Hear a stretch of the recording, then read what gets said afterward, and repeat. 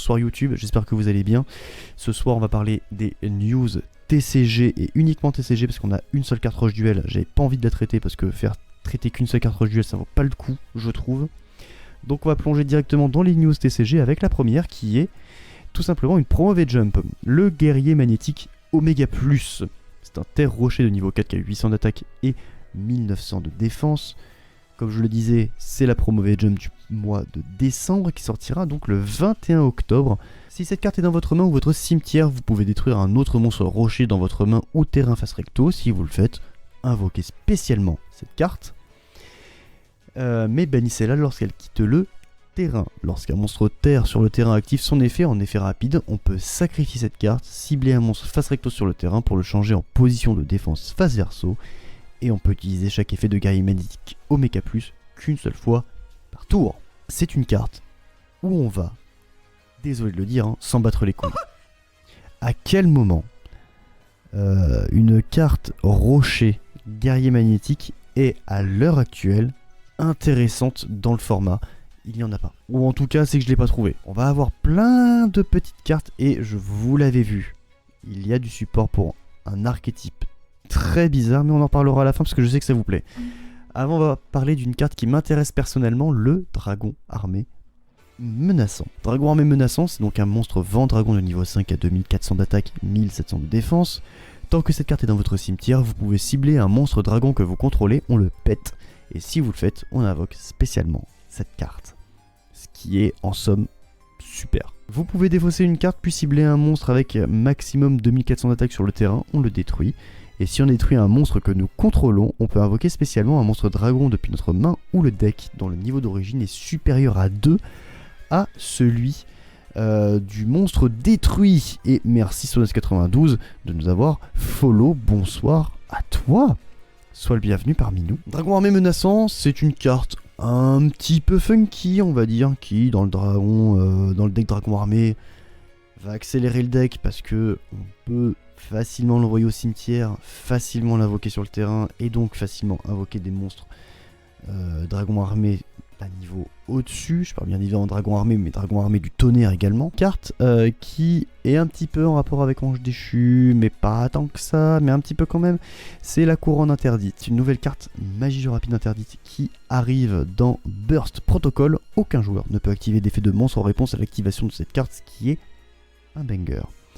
Appliquer ses effets à un monstre face recto sur le terrain jusqu'à la fin du tour. Effet annulé, ou il ne peut attaquer, ou il ne peut être détruit ni au combat ni par des effets de carte, donc petit effet de protection sympathique. Il n'est pas affecté par les effets activés d'autres cartes, ses propres effets exclus. Il ne peut pas être sacrifié ou il ne peut pas être utilisé comme matériel pour une invocation fusion, synchro, Xyz ou lien. Je suis totalement d'accord avec toi Sonas et avec toi Zetsu également. Ça va être une secret qui va coûter une blinde. Ah oui, c'est tous les effets, pardon. Je crois que c'était appliquer un de ces effets. Non, c'est tous les effets à un monstre. Cette carte, elle va être hyper intéressante. Elle va faire très très mal aussi. Mais je pense que dans la plupart des decks, elle va être utilisée. Et je prédis d'ores et déjà que cette carte sera dans la Teen Box 2026. Une nouvelle fusion. Alfred, roi avisé. C'est un ténèbre démon. Fusion à effet de niveau 6 qui a 1500 d'attaque, 2000 de défense, il faut 2 monstres DD pour l'invoquer. Durant votre main phase, vous pouvez invoquer par fusion un monstre fusion DDD depuis votre extra deck en mélangeant ses matériels depuis la main, le terrain et ou bannissement depuis le deck. Dans le deck, pardon. C'est top. C'est vraiment bien ça, on peut invoquer par fusion en utilisant cette carte là, c'est génialissime. Si cette carte est bannie, vous pouvez cibler un nombre de magie piège continu contrat des ténèbres dans le cimetière et ou la zone bannissement inférieure ou égale au nombre de monstres DDD que vous contrôlez. Placez-les face recto sur votre terrain, pardonnez-moi mais c'est turbo débile. Alors déjà il faut avoir beaucoup de monstres triple D minimum sur le terrain, mais en plus de ça, tu les places face recto. C'est-à-dire que même tes pièges, tu les places face recto, c'est incroyable. C'est ça. C'est le problème de DDD, c'est qu'il y a énormément de cartes dans l'extra deck qui sont super intéressantes et on est limité à 15. Donc je suis totalement d'accord avec Tozetsu pour le fait de dire que l'extra commence à être un peu serré, mais en même temps on est obligé. À un moment donné, il faut savoir choisir quel type d'invocation tu vas privilégier. L'avantage avec des DD, c'est que clairement tu peux te faire un deck DD fusion. T'as largement de quoi faire. C'est peut-être pas la meilleure solution, on est d'accord. D'accord là-dessus. C'est peut-être pas le deck le plus méta, on est d'accord là-dessus. Mais il va falloir commencer à jauger. Est-ce que ça c'est bien? Est-ce que ça c'est moins bien? Faudra voir. Ça c'est quoi ça? Ça c'est une carte qu'on a ouvert récemment dans Doom of Dimension. Il y a eu un nouvel archétype également qui est Typhon Radieux. Allégresse du Typhon Radieux, et bah oui, vous en doutez, hein, Typhon Radieux va avoir du support, c'est évident. C'est une magie jeu rapide. Si cette carte est détruite par l'effet de Typhon d'espace mystique, vous pouvez poser cette carte. Comme toutes les cartes magie piège Typhon Radieux, évidemment. Activez un de ses effets, mais on ne peut utiliser chacun de ces effets qu'une seule fois par tour. MST Negate, alors là on va voir si ça negate, hein. Invoquez spécialement un monstre Typhon Radieux de max niveau 6 depuis votre cimetière, ou ajoutez un Typhon d'espace mystique depuis le deck ou le cimetière à la main. Ça te permet de chercher Typhon d'espace mystique, ça te permet d'invoquer un monstre Typhon Radieux de maximum niveau 6. Bon, j'ai envie de dire oui, bah oui. Je suis pas trop au courant de ce que fait Typhon Radieux, je l'admets. Je pense qu'il y a peut-être mieux. Peut-être avec le nouveau monstre, un monstre lien, qui est Typhon Radieux Varurun, esprit de la mer. Vent aqua, lien 2, 0 d'attaque avec les flèches sud-est et sud-ouest. Il faut 2 monstres Typhon Radieux pour l'invoquer. Si cette carte est invoquée par lien, vous pouvez ajouter un Typhon d'espace mystique depuis le deck ou le cimetière à votre main. Ce qui est pratique, c'est que Typhon d'espace mystique, tu le joues en x42 dans ton deck. Vous pouvez cibler 2 monstres face recto sur le terrain. Un monstre Typhon Radieux que vous contrôlez inclus. Et placez-les face recto dans la zone magie piège de leur propriétaire comme magie continue. Ça peut faire chier l'adversaire quand même. Hein. Si une carte magie jeu rapide est activée sauf durant la damage step, vous pouvez placer un piège continu Typhon Radieux depuis le deck au cimetière face recto sur votre terrain. Il y en a des bons. Et on peut utiliser chaque effet qu'une seule fois par tour. Est-ce que ça fait du bien au deck Typhon Radieux ou pas? J'en sais rien. Hein. Je vais être honnête, je suis pas un gros joueur et non encore moins un joueur méta. Ceux qui me connaissent personnellement savent que je joue des decks à la con. C'est pour ça que je parlais de Gardien de la Porte et de Dragon Armé tout à l'heure, hein, c'est pas pour rien. Mais ouais. À voir si c'est vraiment le deck a besoin de cette lien ou pas.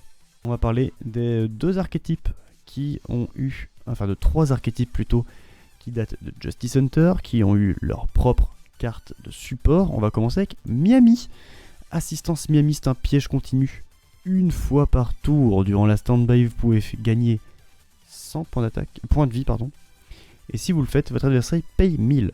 Vous ne pouvez utiliser qu'un des effets suivants de l'assistance Miami par tour et uniquement une seule fois le tour. Durant la battle phase de votre adversaire ou la main phase, vous pouvez envoyer 2 cartes Miami depuis face recto que vous contrôlez au cimetière, cette carte incluse. Évidemment, renvoyer une carte sur le terrain ou cimetière à la main. Vous pouvez bannir cette carte depuis votre cimetière, envoyer une carte Miami depuis votre deck au cimetière. Je vois pas un gros intérêt à cette carte, après je peux me planter, hein. Vraiment je connais très peu Miami. Mais je peux me planter en disant que c'est un peu une carte de merde, que tu vas pas nécessairement utiliser quoi. En revanche, une carte que je trouve très bonne. K9X éventreuse Millennia, un monstre vent X6 bête de rang 9 qui a 3100 d'attaque et 2600 de défense. Il faut 2 monstres de niveau 9 pour l'invoquer. Si cette carte attaque un monstre en position de défense, inflige des dommages de combat perçant à votre adversaire. Le Perstef, moi c'est quelque chose que j'adore, hein, mais cette X6 est complètement craquée. Comme dit Sonas, pourquoi? Parce qu'on peut utiliser chacun des effets suivants qu'une seule fois par tour. Si elle est invoquée spécialement par un effet de magie piège K9, ce qui va arriver bien évidemment, on peut cibler 2 cartes dans le cimetière et ou bannissement de l'adversaire pour les mélanger dans le deck. Si il y a des decks qui tournent autour du cimetière, vous êtes dans la merde.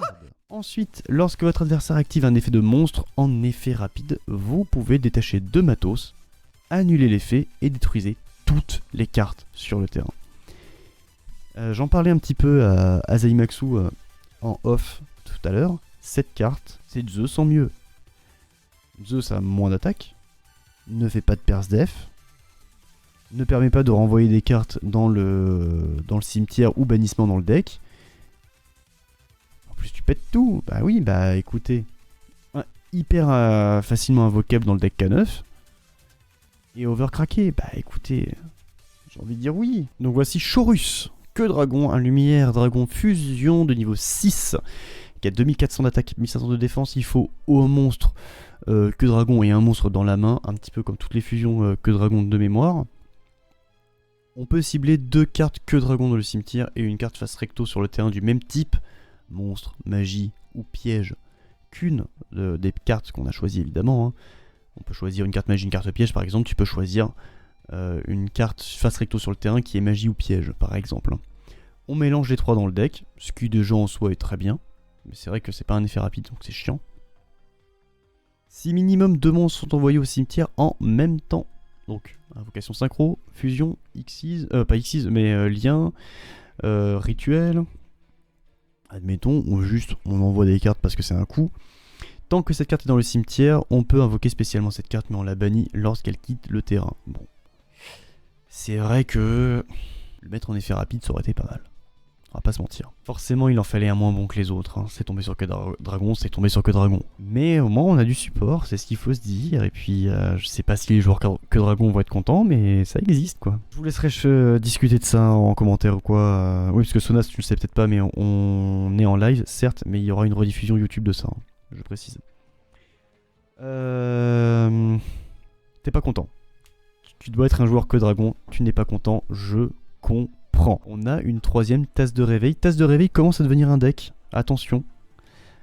ERL, donc Earl, je pense que ça doit faire un petit peu allusion au thé Earl Grey, parce que chaque tasse de réveil ont un nom de boisson chaude. Donc tasse de réveil Earl, c'est un monstre vent aqua flip de niveau 7 qui a 2700 d'attaque, 400 de défense. Comme effet flip, vous pouvez envoyer un nombre de cartes face recto contrôlées par votre adversaire au cimetière inférieur ou égal au nombre de monstres flip que vous contrôlez. Si cette carte est dans votre main, vous pouvez défausser un autre monstre flip. Si vous le faites, invoquer spécialement cette carte en position d'attaque ou position de défense face verso, qui est quand même déjà énorme. Durant votre end phase, vous pouvez cibler un monstre flip dans votre cimetière, invoquer-le spécialement en position de défense face verso, évidemment, et on peut utiliser chaque effet qu'une seule fois par tour. Bon, tasse de réveil, c'est un running gag. J'ai juste hâte de voir la prochaine dans la prochaine boîte, après Burst Protocol, dans la prochaine extension principale bien sûr. On a un archétype qui a du support, un vieil archétype qui a du support, un archétype d'ailleurs on se demande pourquoi est-ce qu'il y a du support. J'ai nommé mode assaut, et on va commencer avec la liche d'assaut. Qu'est-ce que ça vient foutre là? Liche d'assaut, c'est un monstre ténèbres zombie synthoniseur de niveau 4, 1500 d'attaque, 0 de défense. Si cette carte que vous contrôlez va être utilisée comme matériel synchro, vous pouvez la traiter comme non synthoniseur également. Très content des supports perso, on va en discuter après parce qu'il y a gros débat sur ces supports qui sont claqués au sol. Vous pouvez utiliser chacun des effets suivants de liche d'assaut qu'une seule fois par tour. Si cette carte est invoquée normalement ou spécialement, vous pouvez invoquer spécialement un monstre qui mentionne activation mode assaut ou un monstre zombie de max niveau 4 depuis votre cimetière. Ça c'est bien. Parce que du coup tu peux invoquer n'importe quel mode assaut, c'est superbe. Si cette carte est envoyée au cimetière comme matériel synchro, vous pouvez ajouter une lacération ou un contre. Bon ça c'est voilà. Je crois que ça c'est la meilleure carte. C'est juste, je crois que c'est la meilleure carte pour deck mode assaut. Il n'y a pas mieux. La nouvelle synchro qui est la prêtresse aux ailes de nuit.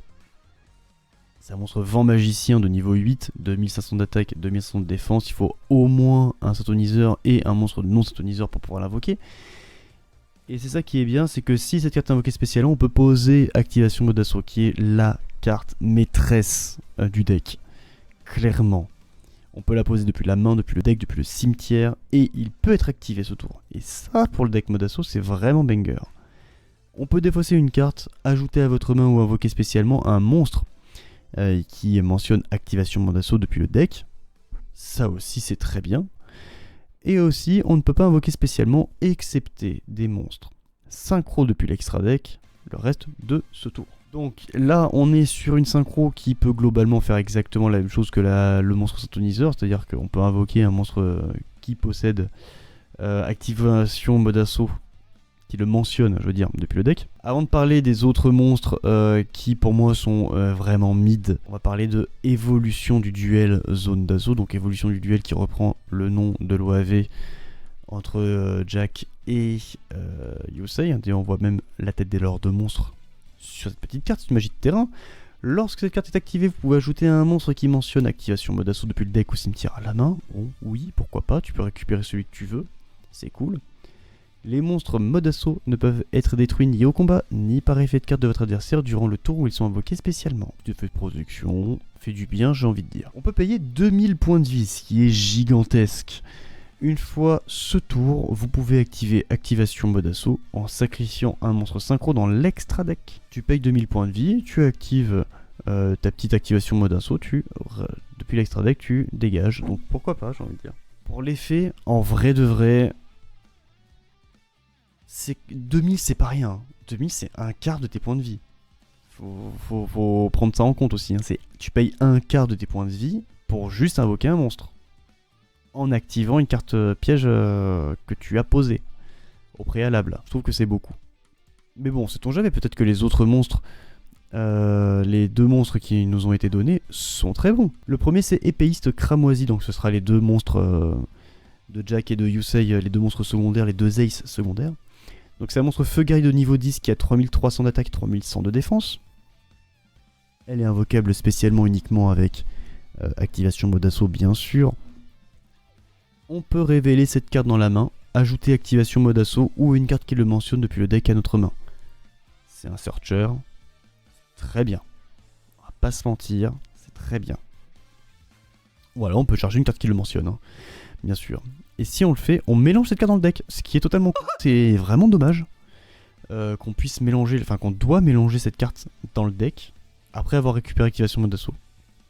Je trouve. On peut utiliser cet effet bien évidemment qu'une seule fois par tour. Votre adversaire ne peut activer les effets de monstres de minimum niveau 5 invoqués spécialement depuis l'extra deck. Si cette carte est détruite, vous pouvez invoquer spécialement un épéiste cramoisi depuis le cimetière. Bon, bien évidemment, vu qu'on sacrifie soit sur le terrain, soit dans l'extra deck avec les nouvelles cartes, elle est facilement invocable. Enfin, on peut réinvoquer facilement épéiste cramoisi depuis le cimetière sans aucun problème. On va voir aussi la dernière carte qui pour moi est la plus incroyable visuellement. Le robot guerrier. Il est juste magnifique. C'est un monstre ténèbres guerrier de niveau 7 qui a 2800 d'attaque, 1800 de défense. Invocable uniquement, encore une fois, spécialement avec activation mode assaut. Il gagne 1000 d'attaque pour chaque monstre mode assaut que vous contrôlez. Et aussi, si cette carte combat un monstre, les dommages de combat qu'elle inflige à votre adversaire sont doublés. Ça déjà, c'est un très bon effet. Mais, est-ce qu'on va avoir énormément de monstres mode assaut sur le terrain? Je suis pas sûr. Bon, déjà il gagne 1000 avec lui-même, mais est-ce qu'on va avoir 2, 3, 4 monstres? Sincèrement j'ai des doutes, hein. Sincèrement j'ai des doutes. Je peux me planter, vraiment je peux me planter, je suis pas un expert Yu-Gi-Oh, hein. Loin de là. Non affecté par les effets de monstres activés de l'adversaire, donc ça déjà c'est très bien. Si cette carte est détruite, vous pouvez cibler un robot guerrier dans le cimetière, le renvoyer à l'extra deck, et on peut l'invoquer spécialement. Voilà. Elle se compte. Elle se compte totalement parce que c'est pour chaque monstre mode assaut et pas chaque autre monstre mode assaut. Donc oui, lorsqu'elle est sur le terrain, elle passe déjà à 3008. Pour moi, je vais être franchement honnête. Pour moi, on approche des 20 ans de 5Ds. On a la collection 5Ds qui va sortir bientôt. C'est juste pour ça qu'ils l'ont sorti. C'est exclusivement pour ça qu'ils ont sorti le support mode assaut. On sait que Konami en ce moment, il titille la nostalgie. Que ça soit en TCG, que ça soit avec le Rush Duel, il titille la nostalgie. Mais là, ils sont peut-être partis un peu trop loin. Là, ils sont peut-être partis dans un monde où, bah... ouais, mode assaut, on s'en branle un peu, quoi. Voilà, pour la blague. C'est tout pour les news TCG. Merci d'avoir suivi ceci. N'hésitez pas à regarder, bien évidemment, les liens qui sont en description, notamment Monsieur Labro, Master Duel France, nos petits partenaires. Et bah, à bientôt pour de nouvelles cartes Yu-Gi-Oh, tout simplement.